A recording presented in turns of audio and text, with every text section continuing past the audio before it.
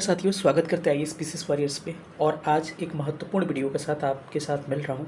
और ये वीडियो काफ़ी इंपॉर्टेंट होगा आपके एग्ज़ाम के लिए, जो कि करंट अफेयर्स की जो समस्या थी, जितने आपको रिसेंट एग्ज़ाम लिए गए हैं बीपीएससी के द्वारा, सारी के क्वेश्चंस मैं लेके आया हूँ। करंट के जो क्वेश्चंस हैं, हाल ही में जितने परीक्षाएं हुई हैं, सबको लेके आया हूँ। जिसमें कि इंपॉर्टेंट जो है डीएसओ का एग्ज़ाम आपका इंपॉर्टेंट है।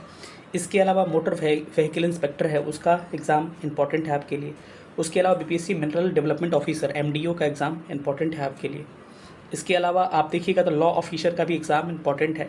असिस्टेंट इंजीनियर है, इसका भी इंपॉर्टेंट है। जूनियर लैब असिस्टेंट का हुआ है, वो भी इंपॉर्टेंट है। Public relation officer, system analytics जो है, सबका एग्ज़ाम का मैं लेके आया हूँ। सारी का आपको क्वेश्चन यहाँ देखने को मिलेगा।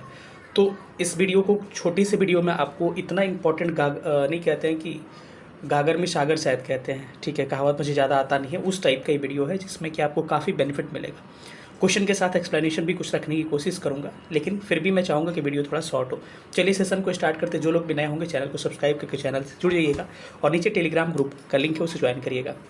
ज्योग्राफी के लिए कई लोग परेशान है कि अभी तक नहीं आया। संडे को मैंने बोला था, मेरी पूरी कोशिश है कि आज रात तक ज्योग्राफी का मेरा PYQ आ जाए। जो लोग नए होंगे शायद उनको नहीं पता होगा, तो मैं PYQ सीरीज़ लाया हूँ, जिसमें कि आपके PYQs के माध्यम से पूरा सिलेबस ही समाप्त कर रहे हैं।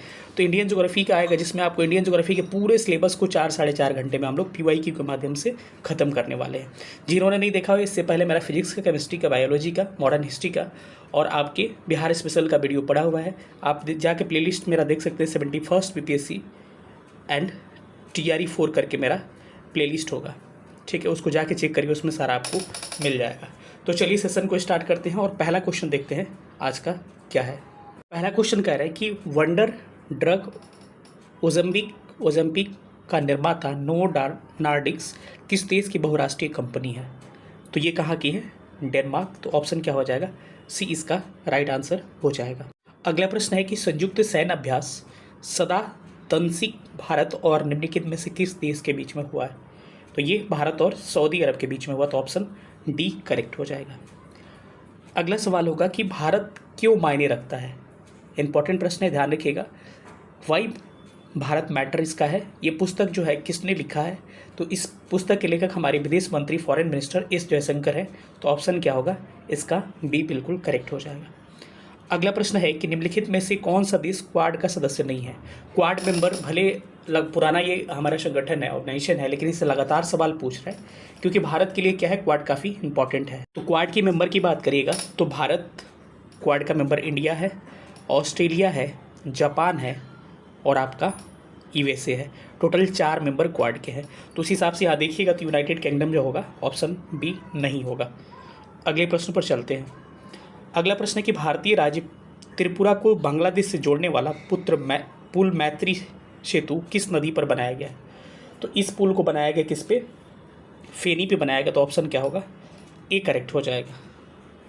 अगला प्रश्न आपको दिख रहा होगा, सिंधु जल संधि 1960 के निम्नलिखित में से कौन सा कथन सही है? देखिए ये काफ़ी इंपॉर्टेंट है। ये चूँकि आपको लगेगा ज्योग्राफी का है, ज्योग्राफी के में भी मैंने इसका डिस्कशन किया है, लेकिन ये चूँकि चर्चा में रहा था, भारत का जो पाकिस्तान का आतंकी हमला हुआ था जो भारत पर, उसके कारण ये चर्चा में रहा था, ठीक है। तो ये 19 सितंबर 1960 को हुआ था, जिसमें पश्चिम की 3 नदियां जो है, सिंधु, झेलम, चेनाब की पानी भारत, पाकिस्तान 80% इस पानी का यूज़ करेगा, और पूर्व की जो 3 नदियां, बाकी 80% पाकिस्तान करेगा, तो इसका 20% भारत करेगा। और पूर्व की 3 नदियां यानी कि सिंधु, झेलम, चेनाब हो गया, रावी, व्यास, सतलज के 80% जल का प्रयोग भारत करेगा और 20% का पाकिस्तान करेगा। ज्योग्राफी में मैंने इसको डिटेल में पढ़ा है, आप मैप में क्लियर कर सकते हैं, वीडियो जब अपलोड होगा। ये संधि जो हुआ था कि पाकिस्तान के जो राष्ट्रपति था, जिसका नाम था अयूब खां, यह हस्ताक्षर उसके बीच में और भारत के प्रधानमंत्री जवाहरलाल नेहरू के बीच में हुआ था, ठीक है। तो इसको थोड़ा सा ध्यान रखिएगा। इस हिसाब से स्टेटमेंट अगर पढ़ते हैं तो यह संधि जवाहरलाल नेहरू और फील्ड मार्शल याकूब खां के बीच लाहौर में हस्ताक्षरित कर। देखिए फील्ड मार्शल ये नहीं था, तो ये स्टेटमेंट पहले ही गलत हो गया। इस संधि ने भारत को चिनाब संधि, झेलम विद्युत परियोजना की अनुमति दी, ये भी सही है। अस्थायी सिंधु आयोग में भारत और पाकिस्तान से एक आयुक्त होंगे, ये भी सही है। उस हिसाब से इसको देखा जाए तो 2 और 3 कथन क्या होगा? सही होगा। तो ऑप्शन क्या होगा? सी क्या होगा? बिल्कुल करेक्ट हो जाएगा। अगले प्रश्न पर चलते हैं। अगला प्रश्न कह रहा है कि निम्नलिखित में से एल रूट सर्वर प्राप्त करने वाला भारत का पहला राज्य कौन बन चुका है? तो इसका करेक्ट आंसर क्या हो जाएगा? करेक्ट आंसर हो जाएगा राजस्थान इज राइट आंसर। ठीक है, अगले प्रश्न पर चलते हैं। अगला प्रश्न कह रहा है कि 2024 में नाइजर के साथ साथ किन अन्य देशों ने पश्चिमी अफ्रीकी राज्यों के आर्थिक समुदाय इकोवास से अपनी वापसी की घोषणा की है? तो अगर इसको वापसी की घोषणा की बात किया जाए तो इसका राइट आंसर आपका हो जाएगा, इसमें आपको माली और बुर्किना फासो, यानी कि आपका 3 और 4 हो जाएगा। तो ऑप्शन ए क्या होगा? बिल्कुल सही उत्तर हो जाएगा। अगले प्रश्न पर चलता है। अगला प्रश्न कह रहा है कि निम्नलिखित में से कौन सा देश यूक्रेन के साथ अपनी सीमाएं साझा करता है? तो यूक्रेन का जब मैप देखिएगा, चूंकि चर्चा में है इसीलिए बाउंड्रीज वाला क्वेश्चन है, तो मालदोवा भी होगा, बेलारूस भी होगा, रोमानिया भी होगा, स्लोवाकिया भी होगा। उस हिसाब से ऑप्शन क्या होगा इसका? बी बिल्कुल करेक्ट हो जाएगा। अगले प्रश्न पर आते हैं। कह रहे कि फ्रेंच ओपन 2025 में महिला एकल का खिताब किसने जीता है? तो फ्रेंच ओपन जो 2025 हुआ है उसमें महिला विजेता जो रही है कोको गोफ रही हैं, और इन्होंने किसको हराकर जीता है? तो आर्यन सबलंका को हराकर जीता है। उसी हिसाब से फ्रेंच ओपन अगर पुरुष विजेता की बात किया जाए तो कार्लोस अल्कराज, किसने? कार्लोस अल्कराज विजेता रहे हैं। वहीं ऑस्ट्रेलियन ओपन की बात किया जाए तो पुरुष विजेता जेनिक सिनर रहे हैं और महिला विजेता मैडिसन कीज रही हैं। वहीं अगर विंबलडन की बात किया जाए तो पुरुष विजेता जो है जेनिक सिनर रहे हैं और महिला जो है ईगा स्वितेक रहे हैं पोलैंड के। वहीं यूएस ओपन की बात किया जाए तो पुरुष विजेता जेनिक सिनर रहे हैं और महिला विजेता बेलारूस की आर्यन सबलंका रही है। ठीक है, तो इस हिसाब से जो भी प्रश्न पूछा जाएगा इसका ऑप्शन क्या होगा? बी करेक्ट हो जाएगा। अगला है क्वेश्चन की कृत्रिम बुद्धिमत्ता आर्टिफिशियल इंटेलिजेंस का जनक किसे माना जाता है? तो जॉन मैकार्थी। ऑप्शन क्या हो जाएगा? ए करेक्ट हो जाएगा। अगला प्रश्न है कि किस कंपनी ने भारत आकाश तीर वायु रक्षा प्रणाली विकसित की है? तो आकाश तीर जो है एयर डिफेंस सिस्टम है भारत का, ये भारत इलेक्ट्रॉनिक्स लिमिटेड बेल के द्वारा क्या किया गया? लॉन्च किया गया। तो ऑप्शन इसका डी करेक्ट हो। अगला प्रश्न है कि कृत्रिम वर्षा के लिए सबसे अधिक किस रसायन का उपयोग किया जाता है? आप कहिएगा सर ये तो साइंस का क्वेश्चन है, लेकिन बिल्कुल साइंस का है। लेकिन ये क्लाउड सीडिंग लगातार चर्चा में रहा। आपको पता है कि यूएई में कितना बारिश हुआ था और भारत में भी दिल्ली में क्लाउड सीडिंग किया गया था, तो इसीलिए चर्चा में रहा था। सिल्वर आयोडाइड इसका क्या होगा? करेक्ट आंसर होगा AgI इज राइट आंसर। ठीक है, अगले प्रश्न पर आते हैं कि ये जो ऑपरेशन चलाया गया था, आप फिक्स रखिए, यहाँ से क्वेश्चन आएगा। 71st बीपीएससी जो दे रहे होंगे आप लिख के रखिए, यहाँ से 10-12 क्वेश्चन कम से कम मैं बात कर रहा हूँ कि इस वीडियो से 10-12 या 10 से 15 क्वेश्चन मिनिमम आपको इसमें से टकराएंगे। टोटल 30-35 करंट 30 पूछे जाते हैं, तो 50% का तो आप मान के चलिए, बाकी इसमें थोड़ा सा ऊपर नीचे होगा तो बात अलग है। तो चलिए इसको हम लोग देखते हैं। तो सबसे पहले हम बात करते हैं कि ऑपरेशन गंगा जो है किसके द्वारा चलाया गया है? तो यूक्रेन के द्वारा चलाया गया था, मतलब भारत के द्वारा यूक्रेन में फंसे लोगों के लिए चलाया गया था। ऑपरेशन कावेरी की बात किया जाए तो ये बी का 3 हो जाएगा, सूडान। ऑपरेशन अजय जो है ये इजराइल हो जाएगा। ऑपरेशन देवी शक्ति क्या हो जाएगा? अफगानिस्तान हो जाएगा। उस हिसाब से इस प्रश्न का राइट आंसर क्या हो जाएगा? एक बार और इसको देख ही लेते हैं। ए का 4 ऑपरेशन गंगा क्या हो जाएगा? यूक्रेन हो जाएगा। बी का 3 ऑपरेशन कावेरी सूडान हो जाएगा। सी का 2 ऑपरेशन अजय जो है इजराइल हो जाएगा। ऑपरेशन देवी शक्ति अफगानिस्तान हो जाएगा। तो इस हिसाब से ऑप्शन नंबर हमारा ए क्या होगा? बिल्कुल सही उत्तर हो जाएगा। अगले प्रश्न पर आते हैं। अगला प्रश्न हम देखते हैं कि क्या कह रहा है कि किस देश ने फिलिस्तीन में इजराइल की कार्रवाई के खिलाफ अंतर्राष्ट्रीय न्यायालय यानी कि ICJ में मामला दायर किया और इसे नरसंहार बताया? तो किसके द्वारा दायर किया गया है? तो दक्षिण अफ्रीका। तो ऑप्शन क्या होगा? बी करेक्ट हो जाएगा। अगला प्रश्न है कि 19वां नाम शिखर सम्मेलन कहाँ आयोजित किया गया है? इसको युगांडा की राजधानी कंपाला जो है वहाँ पे इसको आयोजित किया गया। तो क्या होगा इसका right answer? Option number A हो जाएगा। अगले प्रश्न पे आते हैं कि इसरो के पहले सौर मिशन जिसका नाम है क्या? आदित्य L1। तो आदित्य L1 को लॉन्च किया गया है। यार देखिएगा तो जितने भी PSC के द्वारा एग्ज़ाम लिए जा रहे हैं सारे एग्जाम्स में आदित्य L1 से और चंद्रयान 3 से लगातार या फिर चंद्रयान से सवाल पूछे जा रहे हैं। आदित्य L1 जो है इसके प्रोजेक्ट डायरेक्टर का नाम क्या था? नाम था निगर साजी। याद रखिएगा निगर साजी। कब इसको लॉन्च किया गया? 2 सितंबर 2023। डेट भी याद रखिएगा। ठीक है, लैग्रेंज पॉइंट L1 पे ये जाएगा और ये PSLV C57 से क्या किया गया? लॉन्च किया गया था। ठीक है, तो इसके बारे में आप याद रखिएगा, डेट वगैरह सब चीज़ आपको याद रखना पड़ेगा। इसके अलावा चंद्रयान से भी सवाल पूछ रहे हैं, तो चंद्रयान जो है 14 जुलाई 2023 को लॉन्च किया गया था, चंद्रयान 3। ये पहुंचा कब था? तो दक्षिणी ध्रुव पे सॉफ्ट लैंडिंग उसकी हुई थी 23 अगस्त 2023 को। इसी उपलक्ष्य में हम लोग क्या मनाते हैं, हमारे प्रधानमंत्री जो है मोदी के द्वारा घोषणा किया गया कि हम क्या मनाएंगे, अंतर्राष्ट्रीय अंतरिक्ष दिवस उस दिन मनाएंगे। ठीक है, तो आपको ये बातें ध्यान रखनी है। इसके अलावा अगर पूछा जाए कि इसका उस समय अध्यक्ष कौन थे, एस सोमनाथ क्या थे, इसरो के चेयरमैन थे। उसके अलावा अगर पूछा जाए कि इस प्रोजेक्ट चंद्रयान 3 प्रोजेक्ट के डायरेक्टर का नाम क्या था, तो पी वीर मुथुवेल इनका नाम था। अगर वही पूछा जाए कि मिशन डायरेक्टर कौन थे, तो मोहन कुमार। मिशन डायरेक्टर का नाम क्या था, मोहन कुमार था। ये बातें ध्यान रख सकते हैं आप। किससे लॉन्च किया गया था, LVM 3M4। इसको ध्यान रखिएगा, LVM 3M4 से क्या किया गया था, लॉन्च किया गया था।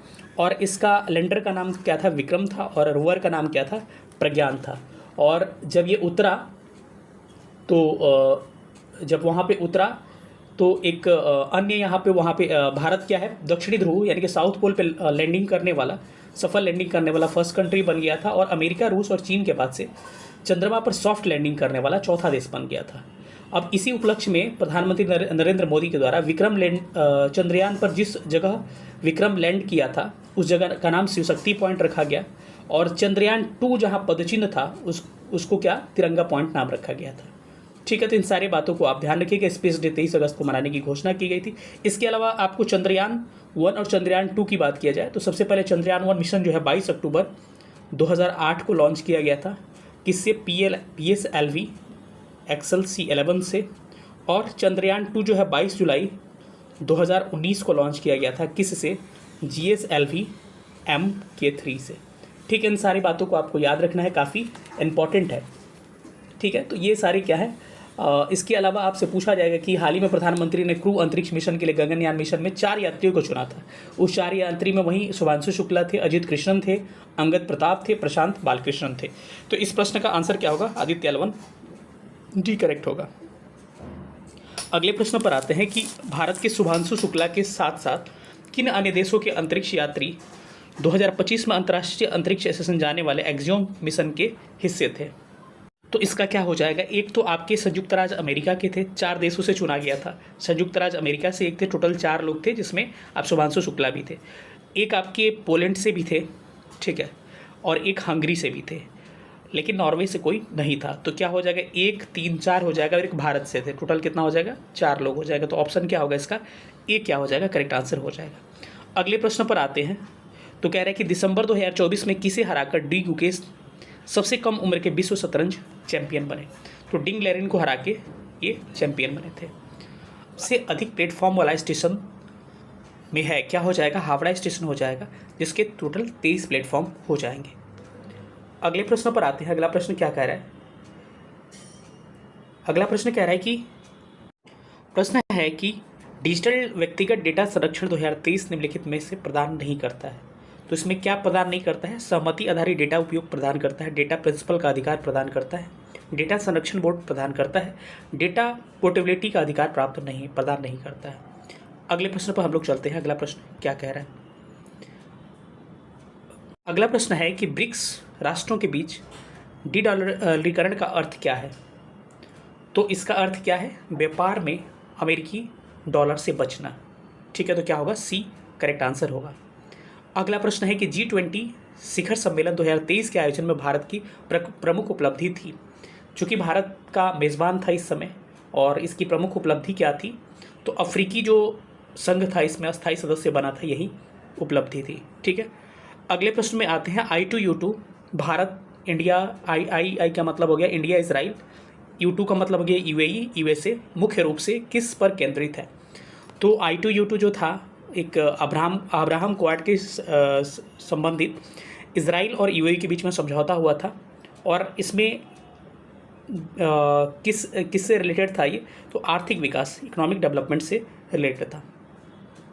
अगला प्रश्न है कि कौन सा देश क्वाड का समूह का सदस्य नहीं है। अभी हमने बात किया, इस ऑप्शंस में देखिएगा तो रूस नहीं है, बाकी सारे देश हैं। अगला प्रश्न है कि निम्नलिखित में से किस अधिनियम में दंड संहिता 1860 का स्थान लिया है? तो भारतीय न्याय संहिता। तो क्या हो जाएगा इसका ऑप्शन नंबर सी क्या होगा? बिल्कुल करेक्ट होगा, 2023 में आया था ये। अगले प्रश्न पर चलते हैं। अगला प्रश्न कह रहा है कि अंतर्राष्ट्रीय रामायण कॉन्क्लेव 2025 का आयोजन हुआ था। तो रामायण कॉन्क्लेव कहाँ हुआ था? तो ये कहाँ पर हुआ था? स्वामी विवेकानंद सांस्कृतिक केंद्र कोलंबो में इसका आयोजन किया गया था। तो ऑप्शन क्या होगा? इसका ए करेक्ट हो जाएगा। दूसरा प्रश्न है कि यूनेस्को द्वारा अप्रैल 2025 में विश्व स्मृति रजिस्टर में शामिल भारतीय धरोहर शामिल किए।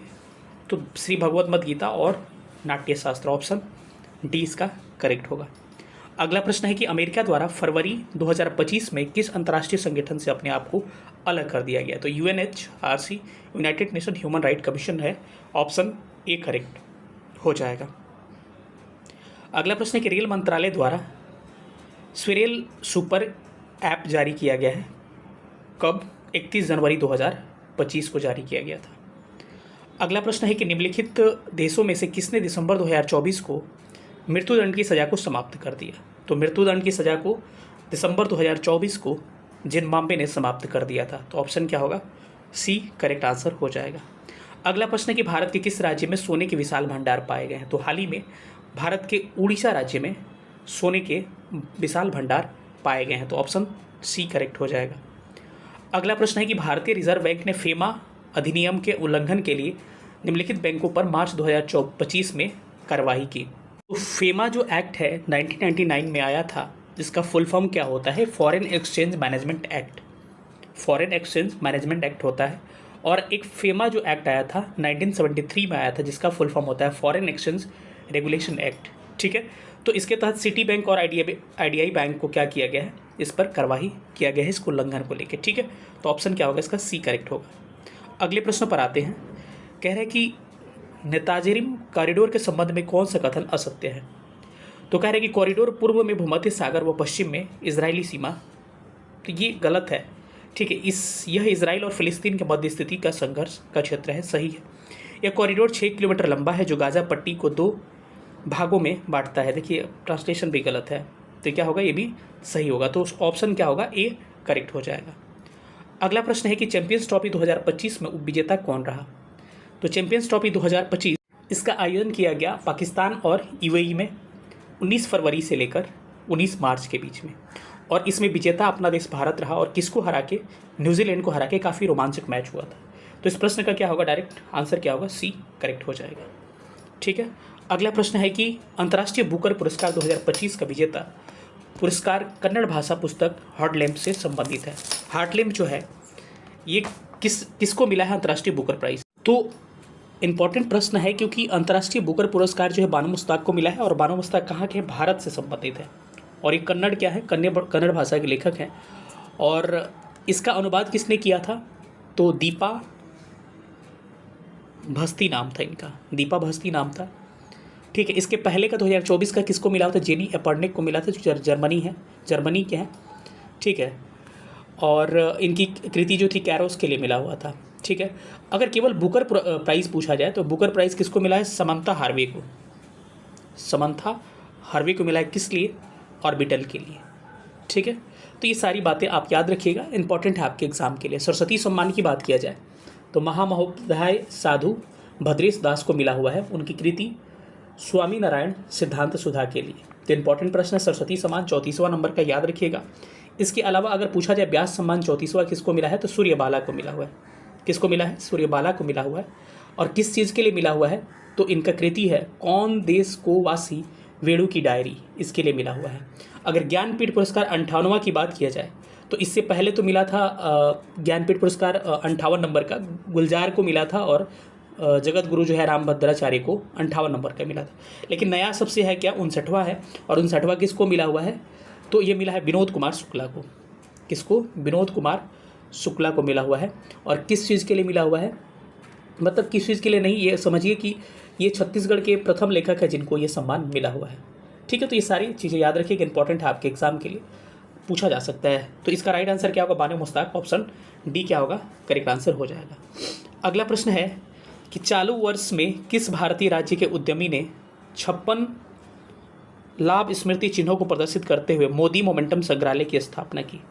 तो क्या हो जाएगा? बिहार इसका क्या हो जाएगा? करेक्ट आंसर हो जाएगा। अगला प्रश्न है, मई 2025 में किस भारतीय राज्य ने अपनी अंतर्राष्ट्रीय क्रेता विक्रेता बैठक मेजबानी की? देखिए, कहीं पे भी अगर बीपीएससी का एग्जाम है और बिहार अगर ज़्यादा ऑप्शन में है ना, अगर कुछ समझ में नहीं आ रहा है तो वहाँ से तुक्का बिहार पे आप चल सकते हैं। इसका राइट आंसर क्या हो जाएगा? बिहार हो जाएगा। ठीक है। वित्तीय वर्ष 2024-25 में प्रधानमंत्री सूक्ष्म खाद्य प्रसंस्करण उद्यम औपचारिकरण, जिसका फुल फॉर्म होता है PMFME योजना के कार्यान्वयन में कौन सा राज्य टॉप पे है? तो ये बिहार ही टॉप पे था। देखिए, आप कॉमन सेंस लगाइए। अगला प्रश्न, मई 2025 में बिहार के नालंदा विश्वविद्यालय में कुलपति का पद संभालने वाले श्री सचिन चतुर्वेदी जो है किस क्षेत्र से संबंधित है? तो ये अर्थशास्त्र से संबंधित है। ठीक है। एक प्रश्न और आपको काफ़ी करंट में चर्चा में रहा है, पूछा जा सकता है कि बिहार जो खेल विश्वविद्यालय है उसके पहले कुलपति कौन बने हैं? शिशिर कुमार सिन्हा। शिशिर कुमार सिन्हा बने हैं, याद रखिएगा। ये प्रश्न इंपॉर्टेंट है आपके एग्जाम के लिए। अगले प्रश्न पर आते हैं। अगला प्रश्न कह रहा है कि हाल ही में किस राज्य सरकार ने हीट वेव्स, सन स्ट्रोक्स और सनबर्न्स को राज्य असामान्य आपदा घोषित किया? वही गर्मी के दिनों की बात कर रहा है। तो इससे पहले देखिए, तमिलनाडु के द्वारा किया जा चुका है और इसके बाद से किसके द्वारा किया गया है? आपके तेलंगाना के द्वारा किया है। तो ऑप्शन क्या होगा इसका? डी राइट आंसर हो जाएगा। अगला प्रश्न है कि वर्ष 2025 में किस वित्तीय संस्थान ने अपनी स्थापना का 90वां वर्ष मनाया? आपको पता है कि आरबीआई की स्थापना जो है 1 अप्रैल 1935 को हुई थी और 90वां स्थापना दिवस इसका मनाया गया था। तो क्या होगा आपका? Reserve bank of India. क्या हो जाएगा? बी करेक्ट होगा। अगला प्रश्न है कि मार्च 2025 को आए भूकंप के कारण म्यांमार को सहायता प्रदान करने के लिए भारत सरकार द्वारा कौन सा ऑपरेशन शुरू किया गया? तो इस ऑपरेशन का नाम क्या था? ऑपरेशन ब्रह्मा। थोड़ा सा देखे भी रहिएगा तो इसको तुरंत टिक कर सकते हैं। किस देश ने 22 से 28 मार्च 2025 तक तीसरे मध्य एशियाई युवा प्रतिनिधि मंडल की मेज़बानी की? तो 22 से 25 मार्च 2025 के बीच तीसरे मध्य एशियाई युवा प्रतिनिधि मंडल की मेज़बानी अपना देश भारत के द्वारा किया गया था। ठीक है। अगले प्रश्न पर आते हैं। अगला प्रश्न कह रहा है कि श्री ज्योतिराव सिंधिया ने मार्च माह में आयोजित मोबाइल वर्ल्ड कॉन्फ्रेंस 2025 में भारत का प्रतिनिधित्व किया। ये कहाँ पर हुआ था? तो ये बार्सिलोना में हुआ था। ये बार्सिलोना है कहाँ पर? स्पेन में। तो क्या होगा इसका? Correct answer option number A हो जाएगा। ठीक है। मैं कह रहा हूँ कि जो लोग नहीं देखते हैं PYQ सीरीज़ मेरा देखिएगा, आपके लिए काफ़ी इंपॉर्टेंट होगा। और ये प्लेलिस्ट मेरा है 71st BPSC and TRE 4 PYQ। यहाँ से जाके आप देखिएगा, काफ़ी आपको बेहतरीन इसमें सेशन मिलेंगे। ठीक है। इस प्रश्न का करेक्ट आंसर तो ऑप्शन ए हो जाएगा। अगला प्रश्न है, भारत और जापान के बीच पर्यटन सहयोग पर संयुक्त कार्य समूह की चौथी बैठक 8 अप्रैल 2025 को हुई है। कहाँ आयोजित किया गया? तो भारत और जापान के बीच में पर्यटन सहयोग पर संयुक्त कार्य समूह की चौथी बैठक 8 से 8 अप्रैल को नई दिल्ली में आयोजित की गई। तो ऑप्शन क्या होगा? ए करेक्ट हो जाएगा। अगला प्रश्न है कि भगवान महावीर के जन्म के सम्मान में 9 अप्रैल 2025 को मनाए गए नौकार महामंत्र दिवस को उद्घाटन किसके द्वारा किया गया? तो भगवान महावीर के जन्म के सम्मान में हमारे प्रधानमंत्री नरेंद्र मोदी के द्वारा 9 अप्रैल 2025 को ये महामंत्र का उद्घाटन किया गया। तो क्या हो जाएगा? ऑप्शन नंबर ए करेक्ट हो जाएगा। अगला प्रश्न है कि हाल ही में किस बॉलीवुड अभिनेता को केंद्रीय खेल मंत्री मनसुख मंडाविया ने फिट इंडिया आइकॉन के रूप में सम्मानित किया है? तो ये है कौन? बॉलीवुड अभिनेता आयुष्मान खुराना। डी हो जाएगा। इस वर्ष हैदराबाद में आयोजित प्रतियोगिता के 72वें संस्करण में मिस वर्ल्ड 2025 का ताज किसे पहनाया गया है? तो अभी जो हुआ था 72वां जो संस्करण हुआ था हैदराबाद में मिस वर्ल्ड का, उसमें थाईलैंड की, कहाँ की? थाईलैंड की ओपल सुचाता चुआंगश्री को मिस वर्ल्ड का खिताब दिया गया। अगर पूछा जाए भारत की ओर से किसने भाग लिया था, आपको कमेंट करके बताना है। खेलो इंडिया यूथ गेम्स 2025 में बिहार कितने पदक बिहार ने जीता था? तो याद रखिए, खेलो इंडिया यूथ गेम्स राजगीर ये इसमें बिहार ने टोटल 36 मेडल जीता था और 36 मेडल में 7 गोल्ड, 11 सिल्वर, कितना हो गया? 18 हो गया और बाकी ब्रॉन्ज, यानी कि 18 ब्रॉन्ज हो जाएगा। तभी ना होगा 18 7 25 और 11 36 मेडल जीता। 7 गोल्ड, 11 सिल्वर और 18 ब्रॉन्ज जीता। अगर पूछा जाए कि कितना भारत का रैंक रहा बिहार का, तो 15th रैंक रहा। और इसमें टॉप स्टेट कौन था? महाराष्ट्र था। और महाराष्ट्र को कितने मेडल मिले हैं? टोटल 158 मेडल महाराष्ट्र को मिले थे। तो इस हिसाब से ऑप्शन नंबर सी क्या होगा? बिल्कुल करेक्ट हो जाएगा। अगला प्रश्न है कि हाल ही में कौशल विकास एवं उद्यमिता मंत्रालय ने किसके साथ मिलकर महिलाओं के लिए एआई करियर शुरू किया है? तो ये किसके साथ? तो कौशल विकास उद्यमिता मंत्रालय ने माइक्रोसॉफ्ट के साथ मिलकर महिलाओं के लिए एआई करियर की शुरुआत की है। तो ऑप्शन डी करेक्ट हो जाएगा। अगला प्रश्न है कि प्रधानमंत्री किसान सम्मान निधि एक केंद्रीय क्षेत्र की योजना है जिसका 100% वित्त पोषण भारत सरकार के द्वारा किया जाता है। सही है। इस योजना के तहत सभी भूमिधारक किसान परिवारों को 3 सम्मान किस्तों में प्रतिवर्ष 6,000 रुपये सहायता प्रदान की जाएगी। तो कथन भी सही है और इसका स्पष्टीकरण तो सही है। ठीक है, तो इसका ए ऑप्शन में था या ऑप्शन नहीं है कि इसका स्पष्टीकरण भी है और कथन भी सही है। ठीक है, अगले प्रश्न पर आते हैं। अगला प्रश्न कुछ स्कीम्स दिए गए हैं और स्कीम को आपको क्या करना है, सुमेलित करना है। इस हिसाब से अगर देखिएगा तो सबसे पहले आप प्रधानमंत्री जन धन योजना जो है इसका शुरुआत 28 अगस्त 2014 को किया गया था। उसके बाद से सुकन्या समृद्धि योजना की शुरुआत 21 जनवरी 2015 को किया गया था।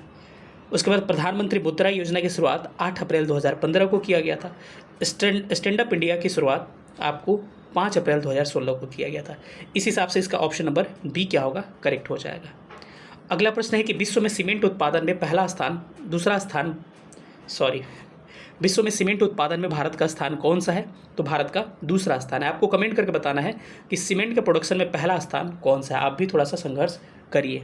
ठीक है, अगला प्रश्न है कि निम्नलिखित में से किस राज्य ने स्कूलों में नामांकन के लिए परमानेंट एजुकेशन नंबर यानी कि PEN को अनिवार्य कर दिया है?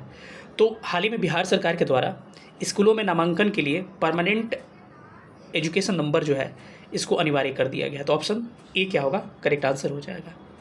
अगला प्रश्न है कि फरवरी 2025 में गूगल कंपनी भारत के बेंगलोर शहर में अपना सबसे बड़ा कैंपस किस नाम से खोलेगा? तो किस नाम से खोलेगा? इसका नाम है अनंत राइट आंसर हो जाएगा।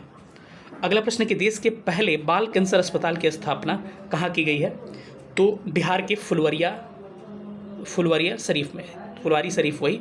ऑप्शन क्या हो जाएगा, ए करेक्ट हो जाएगा, पटना के फुलवारी शरीफ में।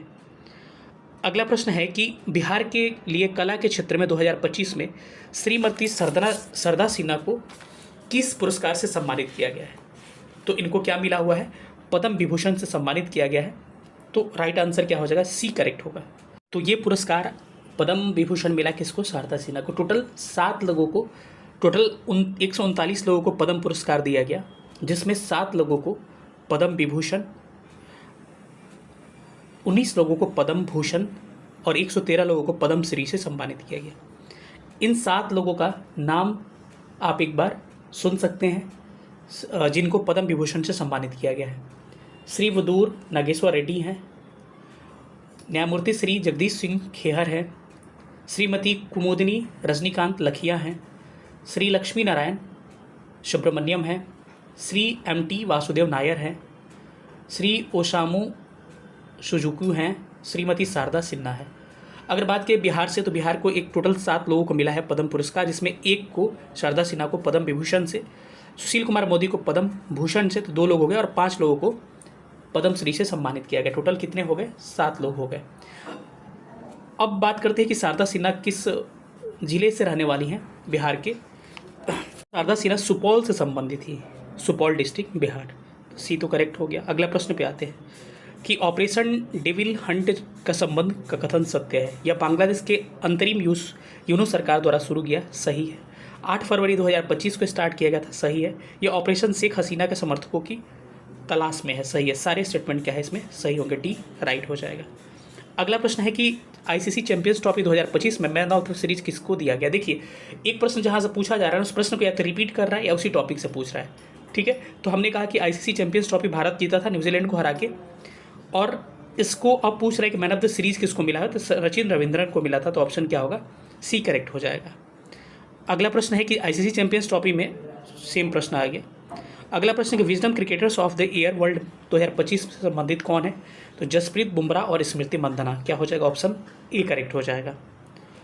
अगला प्रश्न है कि 11वीं ब्रिक्स पर्यावरण मंत्रियों की बैठक 3 अप्रैल 2025 को आयोजित की गई। कहाँ पर आयोजित की गई? तो ब्राज़ील के ब्रासीलिया में। तो क्या होगा, ऑप्शन सी इसका करेक्ट हो जाएगा। अगला प्रश्न है कि खिंचाव और मीनार रामसर आर्द्रभूमि क्षेत्र निम्नलिखित में से भारत के किस राज्य में से संबंधित है? तो 2 रामसर साइट राजस्थान के शामिल किए गए, जिसमें रामसर साइट्स की संख्या भारत में 91 हो गई। तो ये राजस्थान के हैं मेनार और खिचान। ठीक है, 91 हो गए। बिहार में रामसर साइट्स 3 है, एक कांवर झील है, नागानट्टी, टोटल 3 है। अगला प्रश्न है कि ग्रोक एक है, तो ग्रोक क्या है? एक जनरेटिव AI टूल है। ऑप्शन क्या होगा? सी करेक्ट हो जाएगा। अगले प्रश्न पर आते हैं कि ग्लोबल डिजिटल वेलबींग इंडेक्स 2025 में कौन सा देश शीर्ष पे रहा है? तो इसमें अपना देश भारत शीर्ष पे रहा है। अगला प्रश्न है कि पुरुषों के एशिया कप 2025 की मेजबानी कौन सा भारतीय राज्य कर रहा है? देखिए फिर से वही प्रश्न, उसी टाइप का प्रश्न आ गया। एशिया कप के बारे में बात कर रहा है तो बिहार हो जाएगा। क्या हो जाएगा? डी करेक्ट आंसर हो जाएगा। एस्काल्प मिसाइल को किसने संयुक्त रूप से विकसित किया? तो ये एस्काल्प मिसाइल जो है यूके और फ्रांस के द्वारा संयुक्त रूप से विकसित किया गया है। सरकार द्वारा खाद्य भंडारण डिपो की वास्तविकता समय में निगरानी करने के लिए शुरू किए गए नए पोर्टल का नाम क्या है? तो खाद्य भंडारण के एक पोर्टल डिपो पोर्टल शुरू किया गया था। तो ऑप्शन क्या होगा इसका? सी बिल्कुल करेक्ट हो जाएगा। अगला प्रश्न है कि हाल ही में किस मंत्रालय ने नई दिल्ली में हरित योग कार्यक्रम शुरू किया? तो हरित योग कार्यक्रम शुरू किया गया किस मंत्रालय के द्वारा? तो आयुष मंत्रालय। ऑप्शन क्या होगा इसका? सी करेक्ट हो जाएगा। अगला प्रश्न है कि परमाणु हथियारों के विरोध में संधि TPNW वर्ष 2021 में की गई। तो ऑप्शन बी करेक्ट हो जाएगा।